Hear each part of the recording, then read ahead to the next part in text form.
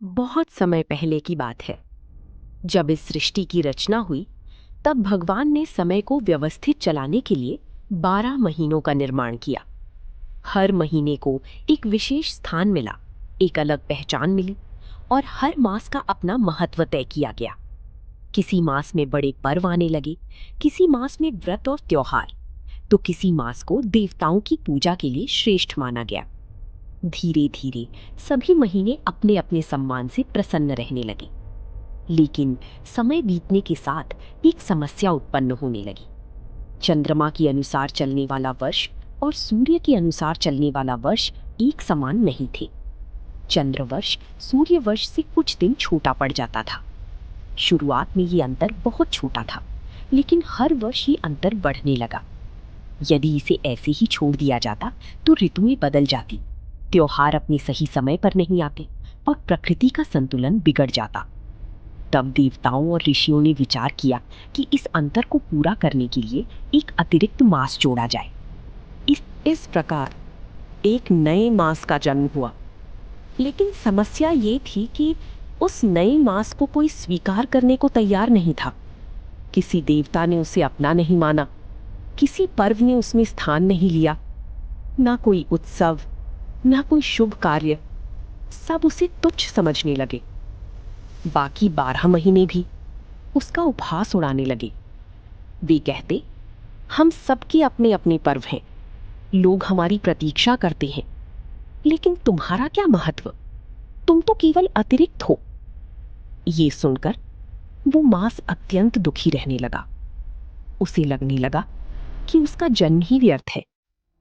धीरे धीरे उसका दुख इतना बढ़ गया कि वो रोता हुआ देवताओं के पास पहुंचा। सबसे पहले वो इंद्रदेव के पास गया। उसने विनती करते हुए कहा, देवराज, मुझे भी कोई स्थान दीजिए। लेकिन इंद्रदेव बोले, मैं तुम्हारी सहायता नहीं कर सकता। फिर वो ब्रह्मा जी के पास गया, लेकिन वहां से भी उसे निराशा मिली। अंत में वो दुखी और निराश होकर भगवान विष्णु के धाम वैकुंठ पहुंचा। वहां पहुंचकर उसने भगवान विष्णु के चरण पकड़ लिए। उसकी आंखों से आंसू बह रहे थे।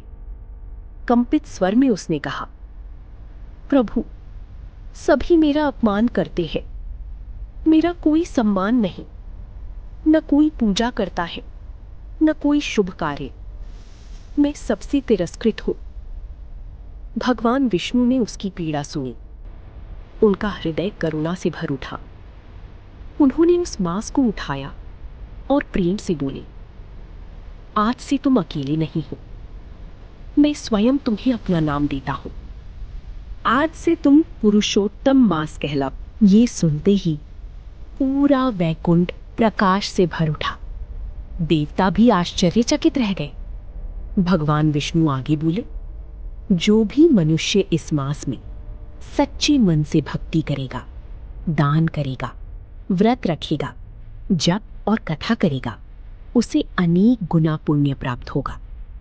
इस मास में किया गया छोटा सा शुभ कार्य भी अत्यंत फलदायी होगा, और जो व्यक्ति श्रद्धा से मेरा स्मरण करेगा, उसके जीवन के दुख दूर होंगे। ये सुनकर वह मास अत्यंत प्रसन्न हो गया। जो मास कभी अपमानित था, आज वही भगवान विष्णु का प्रिय बन चुका था। तभी से अधिक मास को पुरुषोत्तम मास कहा जाने लगा, और इस मास में भक्ति, साधना, दान और भगवान विष्णु की पूजा का विशेष महत्व माना जाता है। आज भी लाखों श्रद्धालु अधिक मास में व्रत रखते हैं, कथा सुनते हैं, दान पुण्य करते हैं और भगवान श्री हरि की आराधना करते हैं। सीख, दुनिया चाहे किसी को कितना भी छोटा क्यों ना समझे, यदि भगवान की कृपा मिल जाए तो वही सबसे श्रेष्ठ बन सकता है। जय श्री हरि।